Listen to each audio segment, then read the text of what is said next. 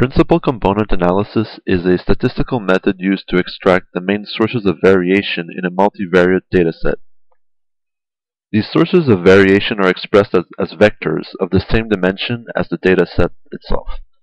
There are many practical applications for PCA, but in the field of quant finance, some examples are the Heath-Jarrow-Morton model, where it is used to calculate the volatility structure of the model from the interest rate data, or portfolio optimization, where it can be used to identify classes of assets that move together.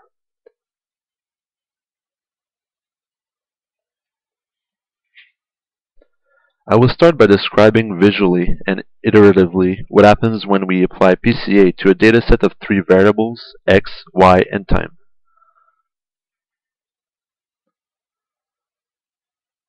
The objective of PCA can be thought of as finding the d orthogonal vectors, where d is the dimensionality of our dataset, that explains the largest observed variances.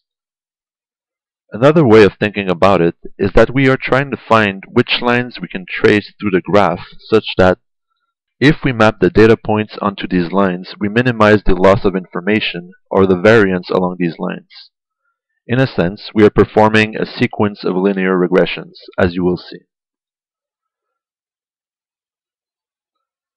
The green line is the first factor that would be found by our principal component analysis on this particular example. It is similar but not identical to performing a three-dimensional regression, with the additional fact that since this is a vector, we have a direction and a magnitude associated with it. This magnitude will come into play later when we want to select which components are significant enough to keep.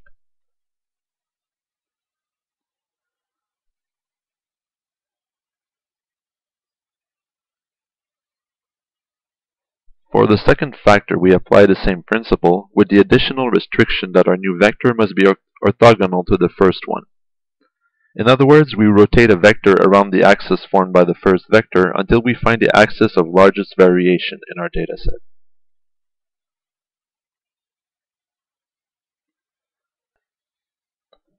And for the third and final factor, since our example is a three-dimensional set, a component will be placed perpendicularly to the plane formed by the first two factors.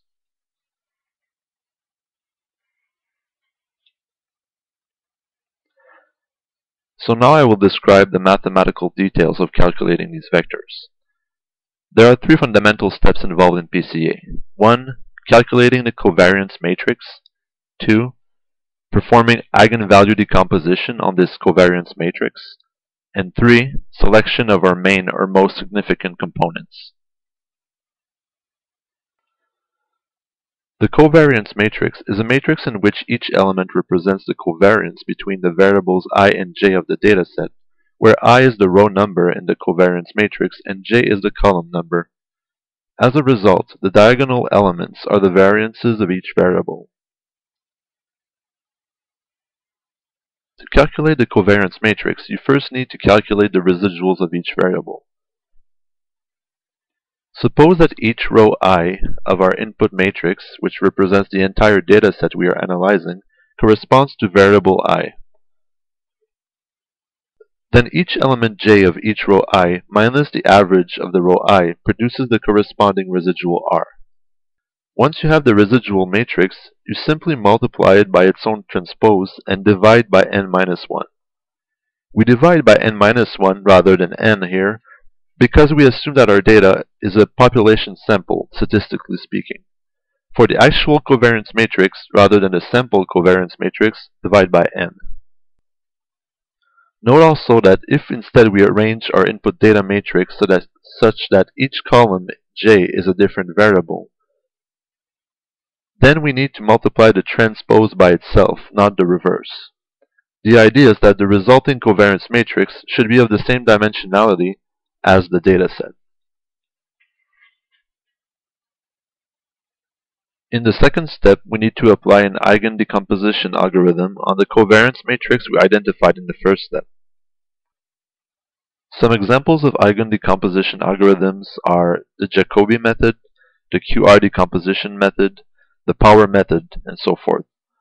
I won't go into the details of any of these, but I will provide references in the video description.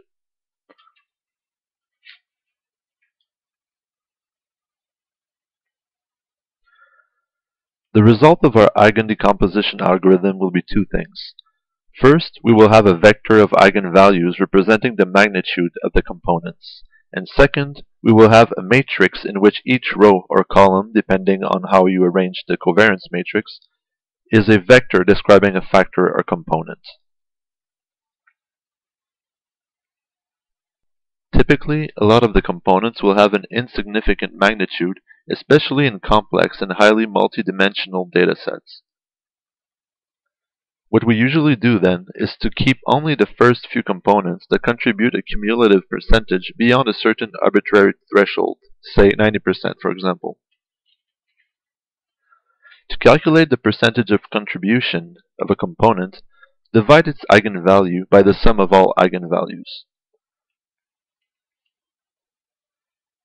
So the procedure is to sort the eigenvalues and their corresponding eigenvectors in decreasing order, and then you calculate the percentage of contribution of the x highest eigenvalues that contribute to 90% of the sum or more, if that is your threshold.